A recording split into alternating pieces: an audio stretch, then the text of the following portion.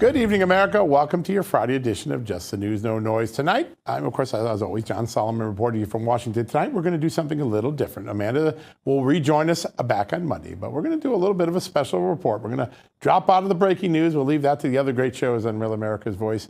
We're going to take a deep dive into a single topic that many in the American media want to gloss over. And by the way, now, with the rise of bird flu, they want to start the alarms again. You remember this, how this felt back in 2020. A lot needs to be fixed. A lot needs to be done to restore trust in our public health system, while also forcing changes to it. Innovation is the big part of that. Telehealth industry right on the forefront of that. Virtual medical care isn't just a convenience anymore. It's becoming a necessity in the 21st century in order to help make things easier, not just on patients, but on traditional healthcare providers as well. That's what we're beginning to learn. In a world where time is precious and access to medical care is often challenging, telehealth has become an absolute game changer, especially in rural America and in low-income communities. Imagine consulting with your doctor from the comfort of your home. I do this a lot, actually. Or simply having the ability to order an emergency first aid kit, your much-needed prescriptions, or your favorite vitamins and supplements, which arrive right at the door after you order them on your smartphone. The advancements in telehealth technology have made it possible to monitor vital signs, conduct virtual examinations, and even to secure medicines and prescriptions seamlessly. But it's not just about it's not all just about the technology and getting seen during a time of need. Rather, doctors like Peter McCullough and companies like the Wellness Company have embraced the shift wholeheartedly and driven remarkable innovation in a very short period of time, really, since the pandemic began to wane. It's really remarkable. They've not only provided accessible consultations and medical goods that can be delivered to your doorstep, but they've also integrated wellness programs that promote preventative health so that you're healthier more often. The Wellness Company's success story has not just been about profits. Rather, it's been driven in large part by empowering people to take charge of their health proactively. And tonight, we're going to have for the full hour, we're very lucky to have this, Dr. Peter McCullough here. We're going to talk about what the Wellness Company has done. They're the sponsor for tonight's show. We're going to dig deep into all the headlines of the last week. We're very lucky. Joining us right now, Dr. Peter McCullough, internist, cardiologist in practice, and chief scientific officer of our good friends at the Wellness Company. Doctor, good to have you back on. Thanks for having me. I want to take a step back for a second because in the last several conversations, you have repeatedly warned us that one of the gravest dangers to American health system is the lack of confidence that Americans now have, not only in their providers, but particularly the public health institutions. This week, we wrote a story saying that many communities, some farms, some cities, some states are turning away CDC monitors for the avian flu because they simply don't trust the CDC. That's a pretty big deal, isn't it? It is. Right now, the government agencies are the only sources of the test. They're using PCR tests on animals to detect avian influenza, so-called H5N1 or highly pathogenic avian influenza. We call it bird flu. Now, the methods have evolved over time from simply sporadic testing and then observation of flocks to treating this with mass culling. This happened last month in West Texas. Culling is actually the intentional destruction of an entire flock of birds because a few have become infected with avian influenza, and the government reimburses the farmers for doing this. What we're looking at now is we're looking at, if this takes off, as predicted by some of our officials, we're looking at constraints on our food supply. Because if large numbers of hens and chickens and potentially other livestock are intentionally destroyed, it's going to restrict supply. So that is the big question that everybody has. First off, what's the short-term impact? All right, food supply would be the obvious thing, and that's bad news because we're already paying a lot more in the grocery cart than we were a few years ago. But the second and big question, and the FDA and CDC are beginning to ramp up the rhetoric on this, there is belief, or warnings at least, that maybe this is getting closer and closer to jumping from birds and cows to humans. Give us, you were more right than anyone in the last pandemic. Tell us what the truth is versus what the alarm bells are saying. Our research now, we really are trying to get ahead of this. Sadly, University of Wisconsin, as well as the USDA National Poultry Research Center in Athens, Georgia, they've essentially been doing gain-of-function research, trying through what's called serial passage, trying to get the virus to jump from one animal to another in a more infectious pattern, with the hope of trying to get ahead of this in some way. Some of the studies involve the development of natural immunity. Others have been testing or considering a vaccine strategy. But the real danger is, what species of animals they're using, John, is mallard ducks. So all we need is one of these mallard ducks to get out of a research facility and start flying around. They fly everywhere. It can become a disaster. Now, looking at what the Chinese have done since the 1990s, they've tried to vaccinate the poultry. That's backfired because the vaccines for the animals are not very good. The animals can then carry the virus even farther and spread it. So the vaccine strategy is backfired. They tried it in France last summer, and then immediately U.S. banned all ducks from France. Right. Because, again, the vaccine is backfiring for the ducks. Now, we don't vaccinate poultry in the United States or Canada, thankfully. But my fear is that there's going to be so much messaging here that our government's going to pull the trigger. And in addition to mass culling, they're going to say, basically vaccinate all the poultry. The USDA has put out several emergency communications over the last few weeks. We've had emergency briefings from the World Health Organization. And yesterday, our FDA Commissioner, Robert Califf, was on the Hill testifying, and he implied that the FDA is fully getting ready for this virus to jump into humans on a mass scale. Wow. So you have a great grasp of this, and I remember back in 2008 having a conversation with President George W. Bush, and I asked him what kept him up at night, and by that time it was no longer terrorism. He said, I really worry about the bird flu becoming a pandemic someday. It really was on his mind. Are we really close? Is there evolution really going on now, or is this just another mass outbreak in farms that we don't have to worry about? What's your best assessment? We've traced that actually a pathogenic strain that's already jumped from a bird to a sea mammal in Florida, it actually is a product of gain-of-function research. So scientists, in a sense, are doing this to us. As opposed to natural evolution here. Bird flu has been around for decades. Recently, there was a case in Amarillo, Texas. Right. A man actually said to be handling cattle, although there could have easily been mallard ducks or other ducks in the farm area. But he gets it in his eye, and he gets a conjunctivitis. That's all it was. It made a lead article in the New England Journal of Medicine this week. So this is really being put forward. I can tell you at the wellness company, we're already coming up with solutions to protect humans and settle down the fear in the country. That's so important. I want to ask, as you watch the FDA and the CDC and the state and local health agencies start to prepare for this and get the country aware for it, have they learned anything? Are they adapting any strategies? Have they decided to put some more resources into therapeutics rather than just vaccines? Any sign that there's been lessons learned from the last disaster? No, it doesn't look like it. They're going for a vaccine-only strategy.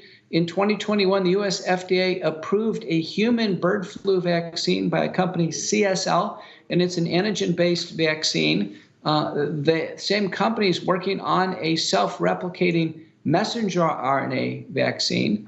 So we already have this in motion. Worldwide, we have CEPI, the Coalition for Epidemic Preparedness and Innovation. They're working with the Koreans, again, on a self-replicating messenger RNA. We have vaccine. We have already developing a poor track record of safety with messenger RNA. So it appears as if they've learned nothing. And among the agencies, there simply is a hubris for mass vaccination as the only strategy for each problem that comes along. Yeah, they're definitely stuck in a rut on that one now. You can see they're all hands always tip in that direction now. I was up in the Shenandoah County, Virginia, large farming area, the most rural part of Virginia, about a week ago, gave a speech up there, and there were young children, older adults, both saying, we're really scared. We hear that this could kill 50% of Americans if it gets into the population. What's your best assessment of, first, how close we are to maybe humans more naturally acquiring the virus, and two, how lethal could it be? It's simply unknown at this time with the current strain. This gain of function was called clade. I can tell you for humans, one of the best steps is to use an iodine nasal-based nasal spray and gargle. Simply a few drops of iodine in salt water, a few drops of iodine in scope or Listerine. If I was an animal handler right now, on a poultry farm or, working out in a rural area, I would do this, honestly. If you're going to have to handle the animals, it's possible there can be some spread directly to a human. Why not do this? There are even anti-infective eye drops as an example. And then at the wellness company, we've actually expanded our contagion kit to contain, one of the oral antivirals, and it's modestly effective, but if started on the first day, it's the black contagion kit you're showing there, then people can be prepared. Again, the first wave out of this ought to be out to farm handlers. The big, poultry nowadays is big business. Yeah. So all these companies probably ought to get outfitted. They have their workers outfitted with these kits. And then when people do get sick with bird flu, if it happens, what we need to do is actually isolate the sick people and not lock down people who are well. This is very important. We can't make this same mistake again. The purpose of quarantine is to isolate the sick person so it doesn't spread to another person. Get plenty of fresh air and then begin a multi-drug protocol. And we can do this now, as you said at the opener, John, all with telemedicine. Yeah, that's what's so remarkable about what you've done in just a few short years at the wellness company. You told us that you guys are already preparing, and we heard one thing with the iodine saline mix to clean out your nose. What are some of the other things that you're innovating on to prepare for this, for the bird flu and the concern around it? Yeah, we've worked hard on nutraceuticals and supplements to just generally build human health and strength of health. So we have nutraceuticals and supplements that work to boost the immune system, improve the quality of sleep, give more energy. We're finding more and more that these play a role. It's a different approach, John, than just going to a doctor and getting a prescription drug. Yep. And we've taken the philosophy that people themselves can take some control with evidence-based products and strategies that improve their resilience, not only to bird flu, but the next problem that could come along. And they're going to be much better off. And I think, and very importantly, all of us need to take steps with diet and lifestyle to drop those pounds, to get more fit. We need to be prepared. We learned with COVID, sadly, those who passed away with the illness, and some indeed passed away directly due to COVID, it was because they were older, frail, many times obese, and had very little reserve to be able to sustain, several weeks of an infection. Yeah, that's really, really important. There's another dynamic. We're seeing a massive growth in autoimmune diseases. So a lot of people are taking medication to lower their immunity to calm that. That becomes a complicating factor if there is something that's a very contagious virus, right? It's true, although with COVID, remember, one of our principal drugs in treating it was a steroid, most commonly prednisone, which is an immunosuppressive. But it's right. You're right. The outcomes data showed that those who had an immunosuppressive condition, they were more likely to be hospitalized or die with COVID, largely because of their frailty. Wow. But I do worry about those patients who already, let's say they have inflammatory bowel disease and they're on product like what's called a tumor necrosis factor inhibitor, like Humira. Right. They're already anemic. They're weak. Boy, watch out if you get a serious strain of the flu or COVID-19. You're going to need early treatment. Really, the McCullough protocol, that's the reason why we put this in place, early multi-drug treatment. We're ready to go. Remember, COVID itself, John, is not over with. We still are having patients having occasionally some severe syndromes. Yeah, no, we see that. I saw a couple people in the hospital when I was visiting someone recently, and that is still a very rare dynamic. When we come back, Doctor, I want to remind people of the McCullough protocol, because I think it proved to be the right one. It wasn't the thing that the FDA and CDC got out there, but it proved to be that one. I'm going to start there, and then we're going to go into some other solutions. But first, we'll take a quick commercial break. We'll be right back after these messages, folks.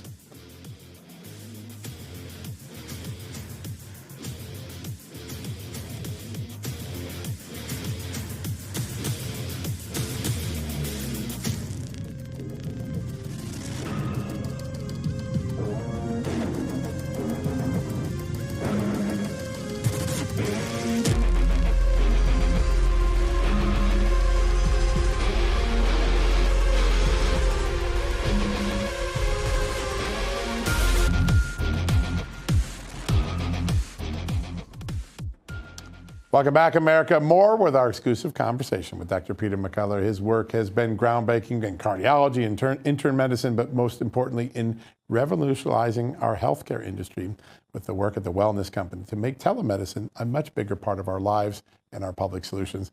Let's bring Dr. McCullough back in. Doctor, great to have you back on. I want to pick up right where we left off. I think one of the most important lasting legacies of the COVID era was the McCullough regimen that you developed. The McCullough protocol really proved to be the right thing. There were 8 or 10 things that CDC threw at us and NIH threw at us, and they didn't work. Your protocol really proved to be the winner in the post-study research.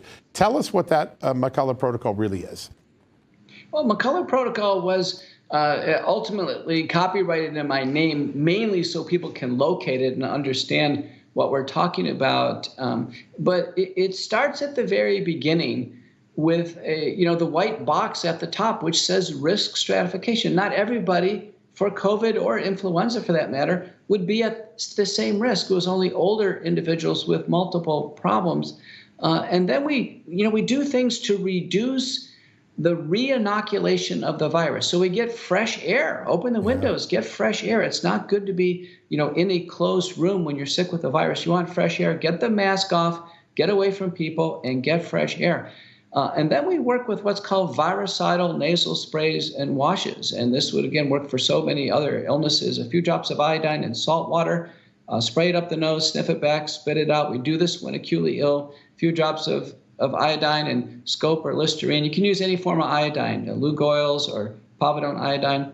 Again, and the nasal spray and gargle needs to be done about every 4 hours when acutely ill. This reduces the amount of virus that keeps being produced in the nose and mouth and being taken down into the lungs. So it's mission critical to do this. For COVID-19, we learned aspirin was very important. Everyone should start aspirin when they have acute COVID-19. Vitamin C plays a role, but at much higher doses. It could be actually 3,000 milligrams about 4 times a day. And then very importantly, vitamin D. We realize that vitamin D has an antiviral role. We use much higher doses now, 20,000 units a day, at least for 5 to 30 days. An over-the-counter supplement called quercetin. And believe it or not, an over-the-counter drug, famotidine, or Pepsid at an 80 milligram a day dose work to actually inhibit SARS-CoV-2. All of this people could do over the counter. They could do it on day one. It was very prudent to do this. And then McCullough protocol said, listen, we can use antivirals. First 2 years of the pandemic, we had hydroxychloroquine and ivermectin orally. It's the only ones we had. And then in the second 2 years of the pandemic, we've had Paxlovid and molnupiravir. But, McCullough protocol didn't perseverate on which antivirals. The point is just use one of them, start early. Then we add to it antibiotics, azithromycin or doxycycline, and then layer in corticosteroids, prednisolone or dexamethasone, inhaled budesonide, very important. Some secondary drugs, oral colchicine, which is now been shown to reduce mortality in COVID. It's a form of a prescription anti-inflammatory. And then in very high-risk cases, we actually use blood thinners in COVID-19 ahead of the blood clots, typically injections of low molecular weight heparin. So that was McCullough protocol. It basically said no single drug was necessary nor sufficient. Not everybody needed to be treated. In most of the analyses, about 25% of the adult public needed to be treated with COVID at home early. But if we did this, we could reliably avoid hospitalization and death with COVID. Sadly, those who were hospitalized and those who died did so because they didn't receive comprehensive early treatment. I'll say parenthetically, a very important part of the McCullough protocol was the use of monoclonal antibodies when they were available. Operation Warp Speed, under former President Trump and through Biden, we actually had monoclonal antibodies. When available, they were very effective. And I look back on this, I said, boy, we should have had every nursing home stocked with monoclonal antibodies, every ER. We never should have admitted a patient without administering monoclonal antibodies because they were so powerfully effective. Yeah. Sadly, the FDA took one after another off the market for theoretical reasons, and they really tied our hands. The government had bought enough monoclonal antibodies to basically treat the entire country, and sadly, too few, particularly of our senior citizens, received them. So McCullough protocol said no single drug was necessary or sufficient. We used 4 to 6 drugs in combination. It became the home treatment guide of the Association of American Physicians and Surgeons, so it's fully endorsed by a physician society, AAPS, online.org, and was utilized around the world. And so, it's gratifying to understand that we helped, avoid almost certainly tens of millions of deaths and hundreds of millions of hospitalizations when patients received early treatment. I've always wanted to ask this, and I've always forgotten to do it in prior conversations. Why did they start to restrain monoclonal antibodies all of a sudden? It was clearly working. By the way, the technology goes back to smallpox, right? In the Revolutionary War era, people would take the blood of someone who died and try to give themselves some sort of antibodies from someone who had died. Why did it suddenly get restrained at such an odd time in the pandemic? The U.S. FDA seemed to have it out for monoclonal antibodies. The first one was introduced by Lilly. It was bamlanivimab. I used it extensively.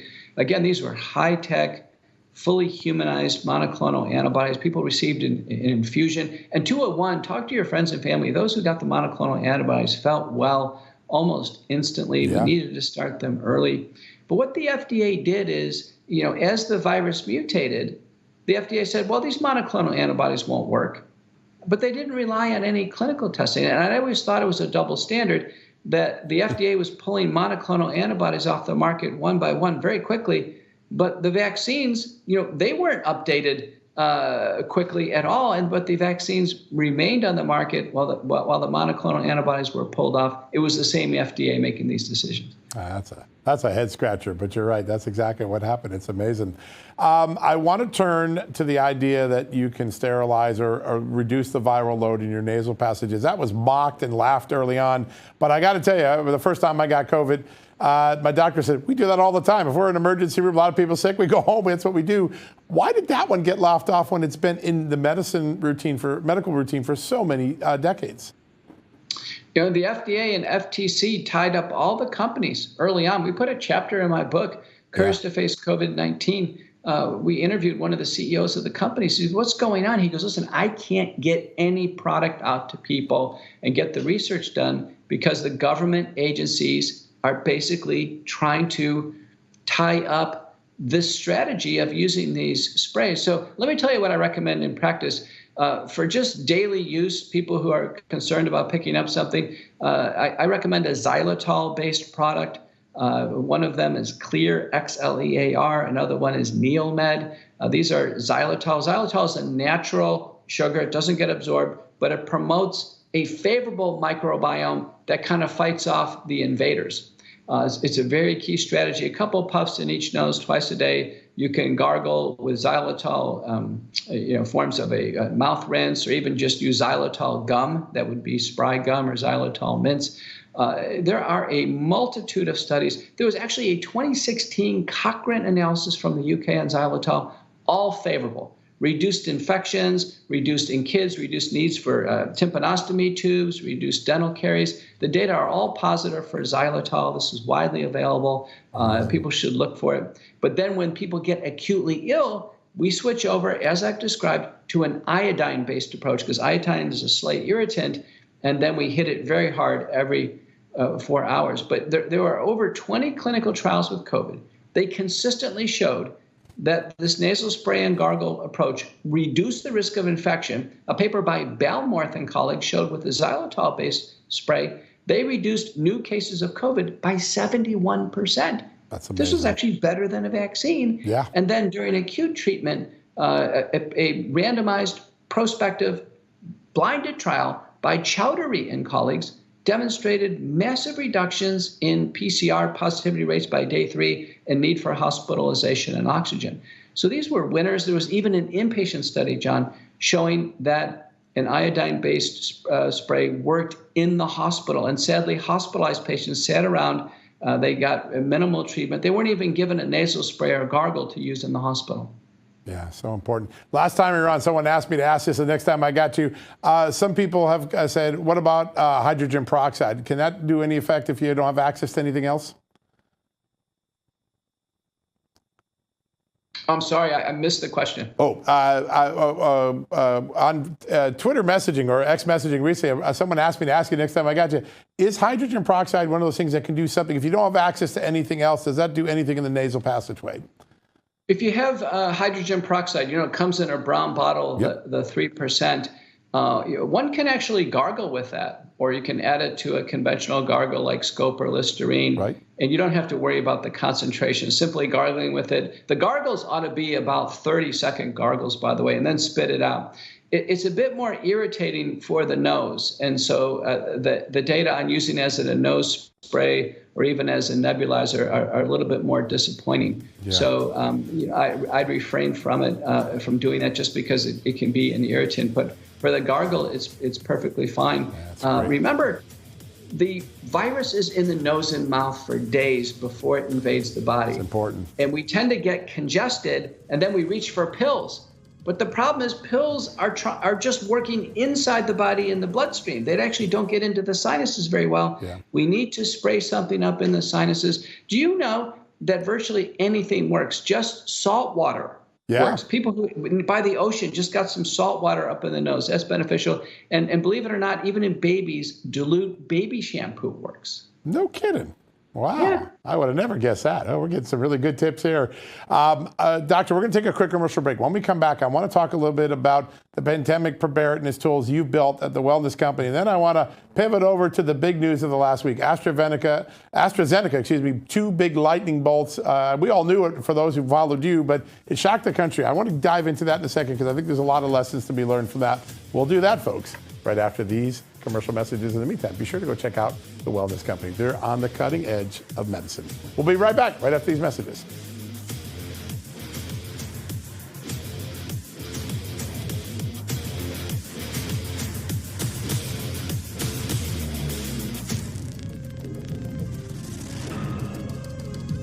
Doctors are medical professionals you can trust, and their new medical emergency kits are the gold standard when it comes to keeping you safe and healthy. This medical emergency kit contains an assortment of life-saving medications, including ivermectin, Z-Pak. Rest assured, knowing that you have emergency antibiotics, antivirals, and antiparasitics on hand to help you and your family stay safe from whatever life throws at you next.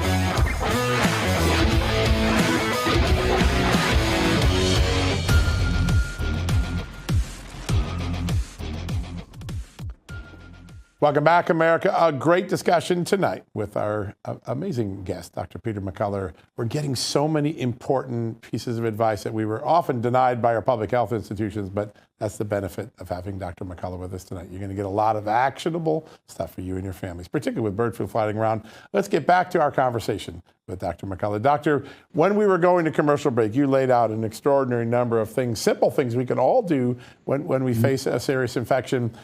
You are starting to put these into very useful kits. I call them pandemic kits. Tell us the Wellness Company, the one that would most be accessible to us should there be another pandemic. Well, the Wellness Company, we put together 4 kits, and they all contain FDA-approved prescription drugs that people can have ahead of time with a guidebook and then the support of a telemedicine consult with a doctor if needed. And you're showing the kits here. Yep. The black kit is called the Contagion Kit. So this is going to cover acute COVID-19 and now cover bird flu. So it has the oral antivirals. It has inhaled budesonide with an actionator, which is very important to be able to inhale the corticosteroids, as well as antibiotics to cover secondary infection. The light blue kit, that's the broad emergency medical kit. That's going to cover everything from a urinary tract infection, a fungal infection, bronchitis, very important. The green kit, that kit is the travel kit. That's the one that people need when they go on cruise boats.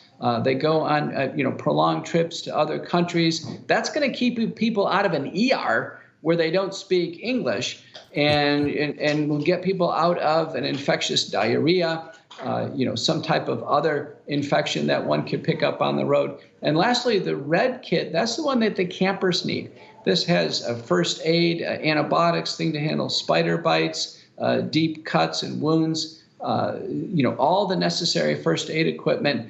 And these kits, we're confident, John, will help people avoid the emergency room or going to urgent care. And we know nowadays that is so expensive.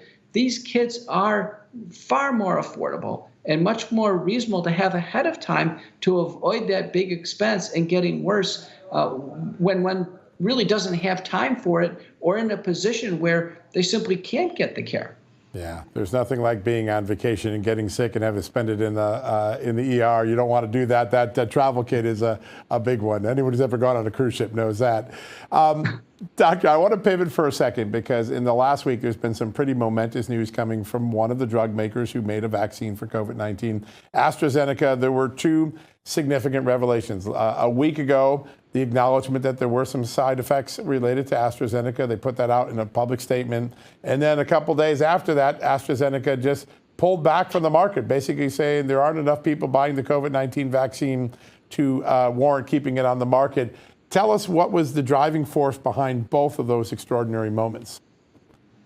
Recall that AstraZeneca it's not messenger RNA. It's not like Pfizer, Moderna. It's adenoviral DNA. It's very similar to the Janssen vaccine. The Johnson & Johnson vaccine was on the U.S. market. They're actually made by the same supplier, Emergent Biosolutions, outside of Baltimore.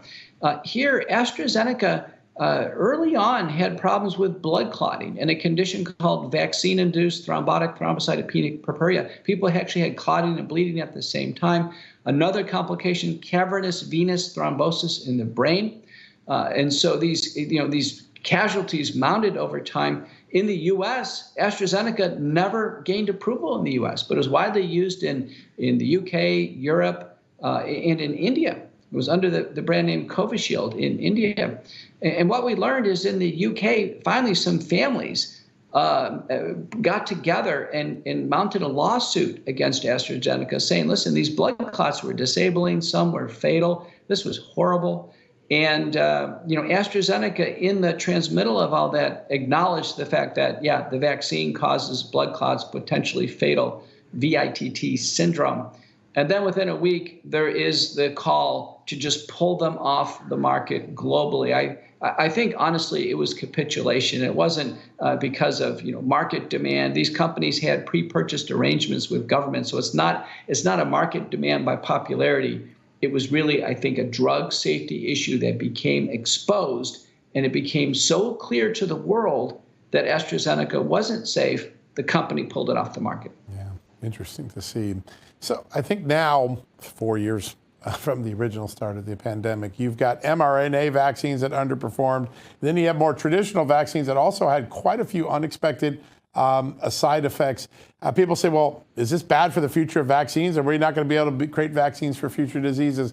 What is the learning moment we're in when both sort of approaches, a brand new one, mRNA, and a traditional one, both had a lot of downside?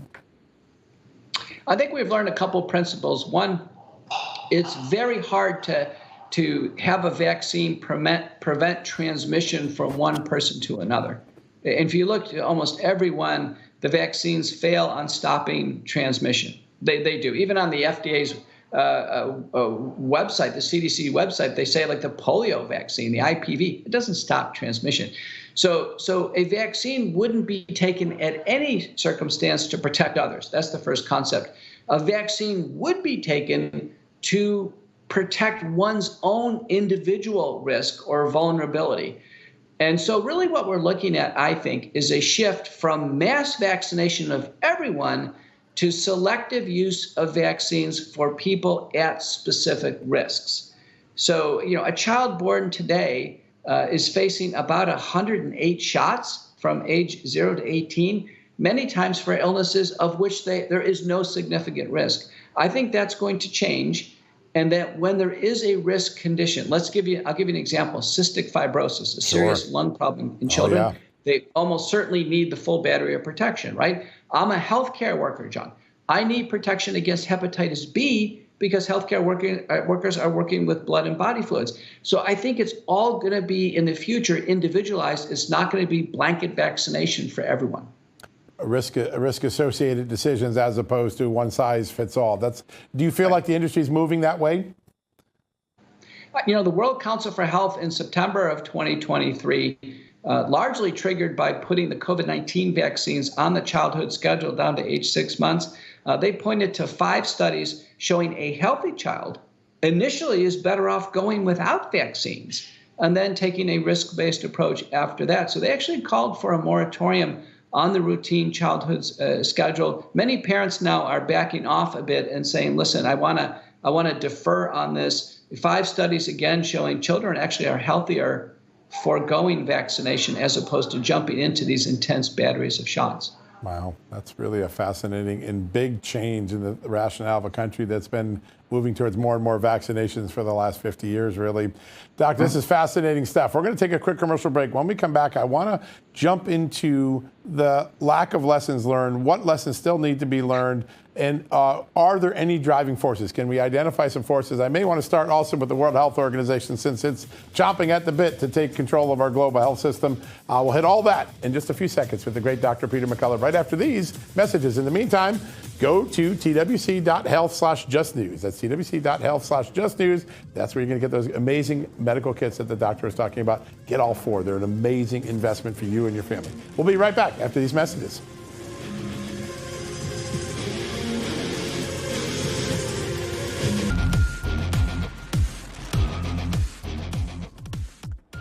Welcome back, America. Just a few short more minutes with this amazing conversation with Dr. Peter McCullough. We're going to dive right in. Doctor, before we went to break, we were, I think, leading up to a very important discussion, which is what needs to be done to the public health establishment to force change. But one of the things that are on a lot of people's minds, particularly in Washington right now, the World Health Organization has these amendments to their charters and agreements, and a lot of people feel that this is a power play by an organization to impose itself on countries who don't actually trust a lot of the World Health Organization's decision-making the last few years. How big a deal are these amendments, and what is the political solution to them? Well, recall the World Health Organization is not an elected organization. It's largely funded by private sources like the Gates Foundation. It does have member states. The United States is one of them. Their traditional role is outbreak analysis, data analytics, and in vitro diagnostics. They have never had a worldwide control position on making decisions regarding what we do for public health. They were way off base in COVID-19. Remember, they worked to conceal the source of SARS-CoV-2 being the Wuhan lab. They were wrong on this vaccine-only approach. They were wrong on therapeutics. So the CDC and the WHO have, greatly, honestly misled the world on pandemic response. Now the WHO wants dominion over all plants, animals, and humans through an international treaty, a pandemic treaty or agreement alliance, and then international health regulations, which will make it binding by international law. If the WHO says to lock down or to mass vaccinate or to destroy a part of the food supply, then the whole world has to do this. We now have every Republican senator signing a letter to President Biden saying, don't go along with this disastrous agreement. Yeah. One option that Congress may have at its disposal is to invoke the Congressional Review Act and stop this for a period of time, buy some time. It'll be interesting to see who steps into that void. But it's a very consequential moment at the end of this month. Sir, I want to start. You have other great lessons. I think you have done such a lot of big picture thinking about what's wrong, what infects our public health institutions that have made them so inept at a time when we needed them most. What are some of the reforms and some of the pressures we still need to apply to the CDC, FDA, NIH, and IAD? You've done a lot of thinking, and I'd like to get some of those ideas on the table.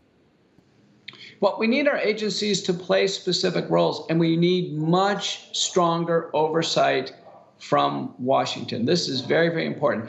So let's take the FDA. They report to HHS, which is a cabinet position. They have very weak congressional oversight. The FDA should just be concerned with drug safety and drug labeling issues. Okay, that's all they should be. They shouldn't be trying to decide standard of care or recommend what doctors do. They're simply on drug safety.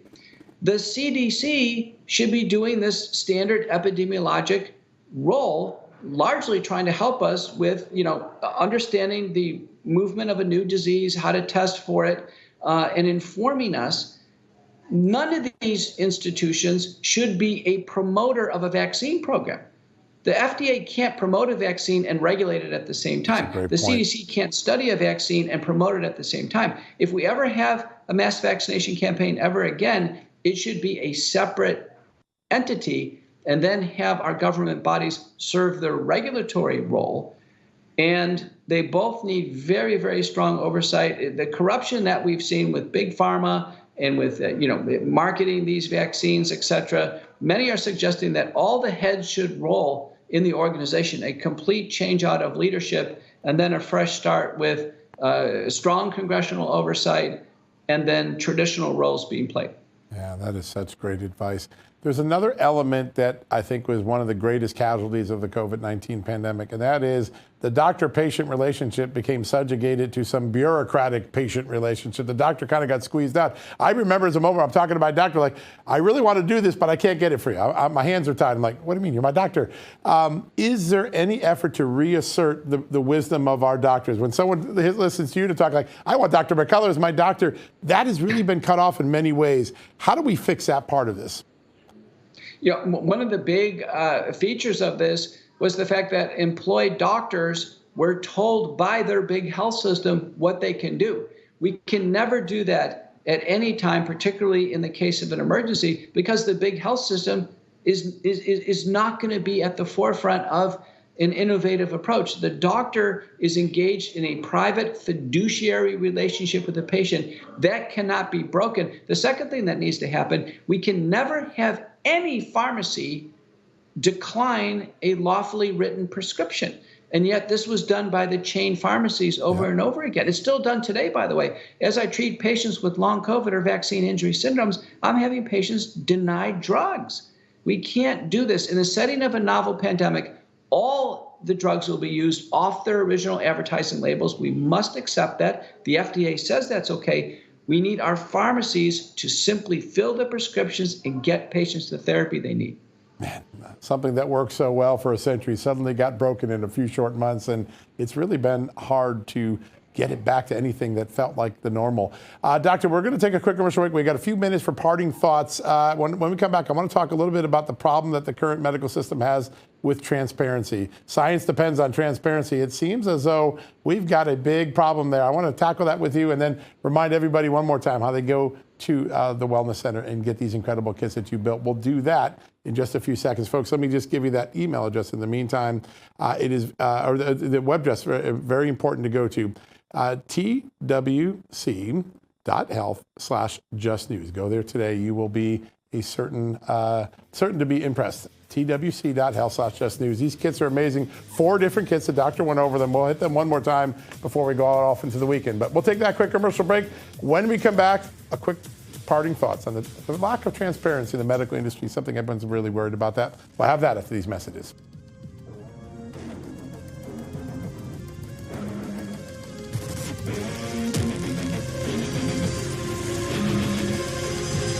Pandemic, we can never be caught unprepared again. And so many Americans, when COVID hit, they had nothing in the house. Stores were shut down and doctors' offices were shut down. And even if doctors prescribed drugs, hydroxychloroquine, ivermectin, pharmacists wouldn't fill the prescriptions. That was a nightmare. Now the situation is much worse. We have these horrible supply chain problems. In our emergency medical kit at the Wellness Company, we have 8 prescription drugs that are all potentially life-saving.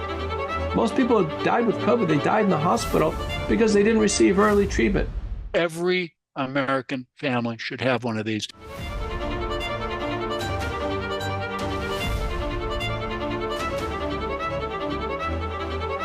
I can tell you the Wellness Company kit is the answer.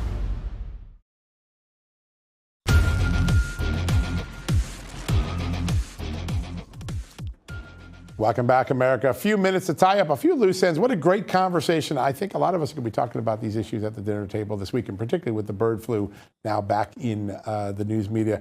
Dr. McCullough, I want to bring you in again I want to talk about one part of the broken system, which is a remarkable lack of transparency, in some cases, a wall of obfuscation. Medicine's always depended on your doctor and your provider being honest with you. The doctors on the front lines are, but our people in the public health institutions really hid a lot from us, and it doesn't seem like they've backed off that hiding, right? It's a pretty opaque moment in the medical history. It is. You know, we learned NIH officers were getting patent royalties from the Moderna COVID-19 vaccine. We've had the vast majority of FDA commissioners, they leave the FDA and they work for big pharma.